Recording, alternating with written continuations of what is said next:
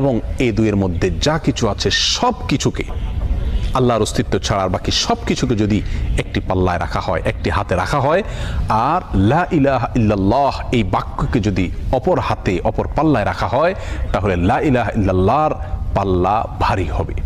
এত ওয়েটফুল এই আমল, এত ওজনী এই আমল, এই জিকির। অর্থাৎ আল্লাহ সুবহানাহু ওয়া তাআলা মুসা আলাইহিস সালামকে যে বার্তা দিলেন সেটি হলো লা ইলাহা ইল্লাল্লাহর চাইতে ওজনী, এর চাইতে ওয়েটফুল, এর চাইতে ভারী, এর চাইতে শ্রেষ্ঠ, এর চাইতে মর্যাদাপূর্ণ কোনো জিকির আল্লাহর জমিনে আর নাই।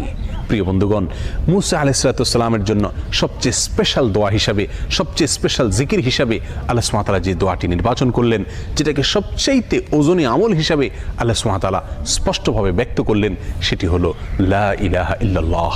অথচ এই লা ইলাহা ইল্লাল্লাহ এটাকে আমরা খুব সাধারণ একটি জিকির মনে করি, খুব সাধারণ একটি দোয়া মনে করি, আমরা বিশেষ আমল খুঁজে বেড়াই।